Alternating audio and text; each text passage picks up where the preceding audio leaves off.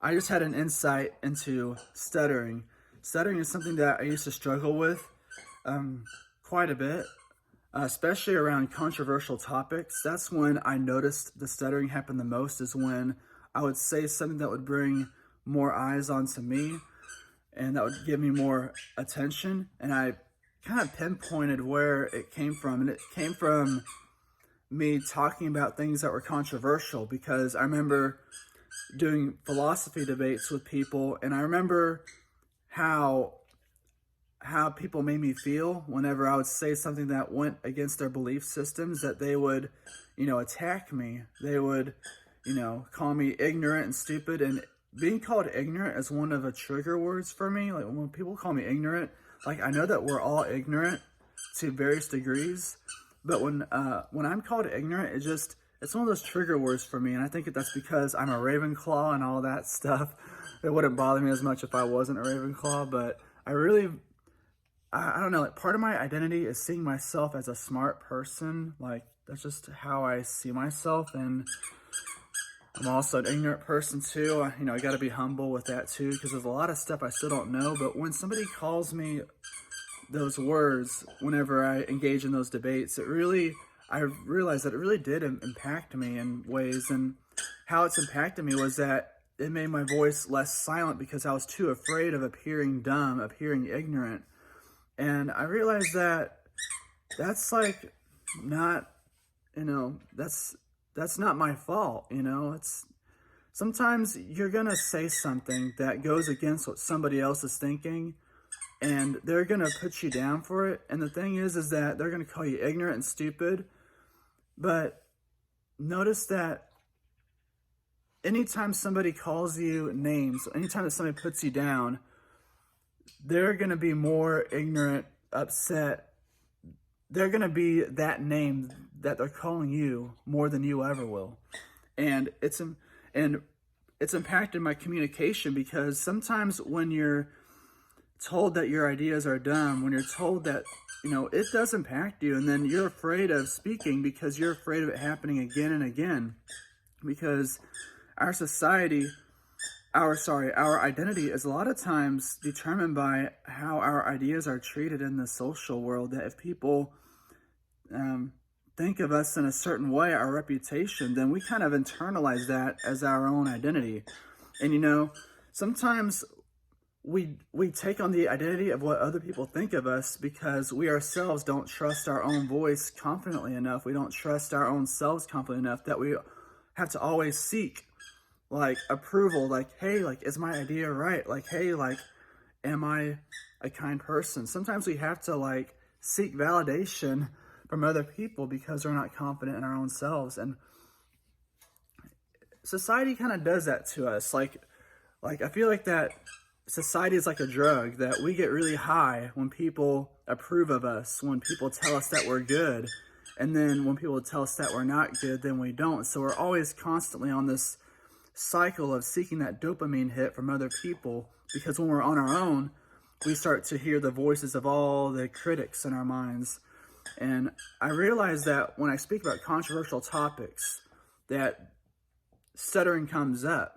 And part of it might be a defense mechanism, honestly, to, if I stutter when I'm talking about controversial topics, then people might more likely give me a little bit of a break, because they might feel sorry that, oh man, like, this guy has trouble getting his ideas out there, so I'll probably just give him an easier time. Sometimes I'm just kind of shooting out ideas here, but I think part of it just comes from social anxiety, that when you're talking about controversial topics, I think it's actually normal to stumble and stutter a little bit, because you're breaking a little bit of some ice here. And I just realized that I was afraid of being judged by that. And then I also realized ways that I can not stutter and stumble as much. And I think part of the way that I did that was I was talking about controversial topics more of like a question. Like, I wasn't like putting my view of things on the line. I was more like asking, like, what do you think about God and religion? I wouldn't just go up saying that, that religion is a lie and all that stuff, because then that really puts a lot of pressure on me to back up my ideas and my view. Whereas if I ask people a question, express curiosity, and like, hey, like, what's your thoughts about God? And then they say something that I disagree with, then I could just ask them, where'd you get that idea from? And then go from there. And instead of me putting the pressure on myself to explain, I kind of place a little bit of pressure on them to explain. And pressure, I mean by just asking them questions. Because I feel like that when you're in the center of a negative light, when you feel that way inside, you're going to stutter and stumble. And I think the worst thing you can do for somebody who struggles with stuttering is to interrupt them, because then they feel like they have to talk really fast. But in reality, you don't. I feel like people interrupting you, it takes away power from you. But I think what helps me is sometimes it's hard. It's hard. I still don't have the answers to that, because sometimes people interrupt me and I still just go along with it. Like, I'm like, whatever. But sometimes I'll just talk a little bit louder as I'm talking, and I'll talk a little bit louder and slower. So you don't want other people's talking pace to impact yours. And you do that by just being aware, being mindful of your breathing. Part of how I know if I'm stuttering is I just pay attention to my heart rate, my breathing, and if I'm calm, if I'm confident, centered, then I know that I'm not going to stutter and stumble. It's only when, my heart is racing. Those are symptoms of anxiety. And I just learned how to control those through meditation, by being mindful of those, by taking a deep breath. And I think part of it is that I just tell myself that my ideas are okay. I'm okay, and that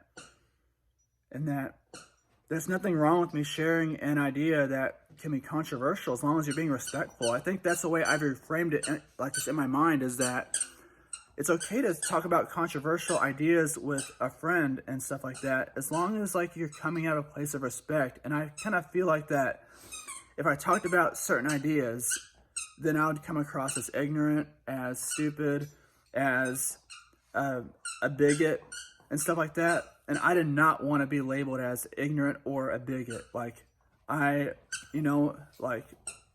that's just something that I just don't want to be identified as. So, and I don't feel like my ideas are that anyway, but I feel like that sometimes it's hard to say our true thoughts because we're afraid of those labels. And I think what's helped me is just to not take people's attacks of me personally. That, like, you just kind of have to tell yourself that you are respectful, you are confident, your ideas and thoughts are valid, even if sometimes they poke at somebody else's ideas. So that's that. I wish you all a wonderful, blessed day. Just remember that confidence comes from within. Confidence is something that's important to develop, and I'll probably make another video about how to develop that more, because I feel like that I've grown a lot in the past year and being more confident in myself. And part of that just takes time and experience, and part of that is really just the self-talk that you tell yourself, that the thoughts, the talk that you talk to yourself with can really help with that confidence. And not needing other people to confirm your reality is a big part of confidence and leadership. So this video is already long. I wish you a wonderful, blessed day. See if you can go about your day engaging in the conversations that you want to engage in, because life is important. Conversations are probably one of the most important things in life. It's what builds connections with others, and most importantly with yourself. So stay at it. You got it. Stay blessed.